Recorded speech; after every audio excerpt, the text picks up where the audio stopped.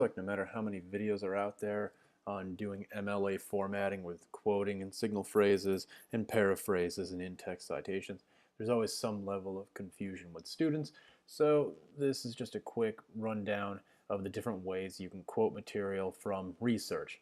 So I'm going to start here with Raymond DeSanza's article on memory and forgetting and complicity in the Cask of Amontillado. And you can see here I found this great line just at the very beginning of the article that I might want to include in a research paper. So let's just take a look at the way that you would present this as a quote by naming the author in the signal phrase. And so if I was to work this into a paper, I would first, here's my signal phrase, according to Raymond DeSanza. There we go.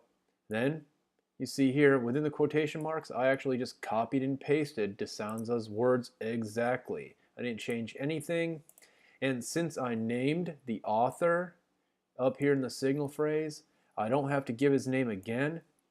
I just provide the page number that I took the quote from and close it off with a period. And you can see here, I got the page 194 by reading this document as a PDF.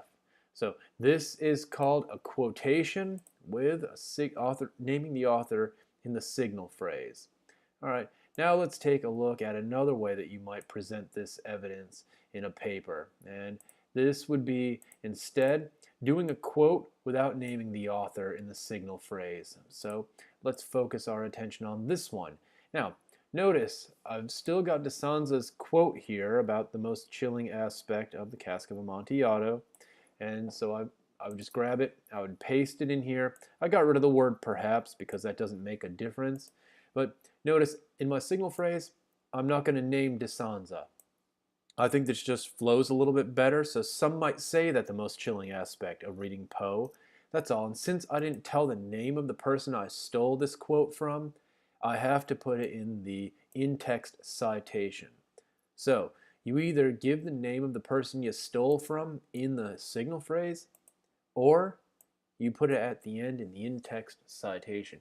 Either way you do it, you've got to provide the name and the page number of the person you stole from and where you stole it. Okay, now let's move on and look at another way to integrate research into your paper. And this would be where a paraphrase. So let's focus our attention down here. A paraphrase is just where you take someone else's idea and you put it into your own words. So we have this big piece of text here from DeSanza.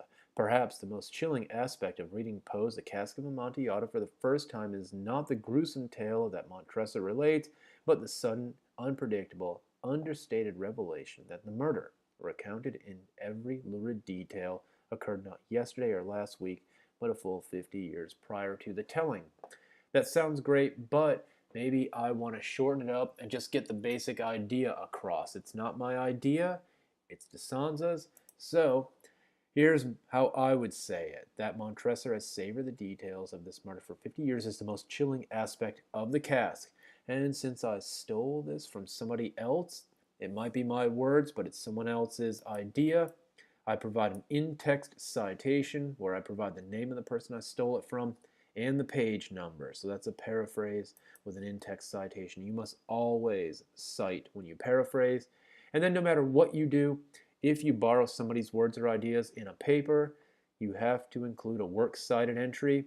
Notice here's the name of the guy I borrowed from. Here's the name of his article. Here's the name of the journal that it comes from.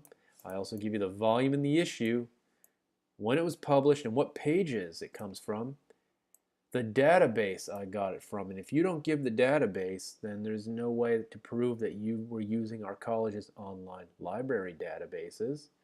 And of course, the date that I accessed it, because online content can change from time to time. So there you have it, a quick, hard and fast how to quote with a signal phrase that you name the author, how to quote without naming the author in the signal phrase, and how to paraphrase. This should help get you through those research worksheets that you have to do for my class, and they'll probably help you out in a couple of other classes as well.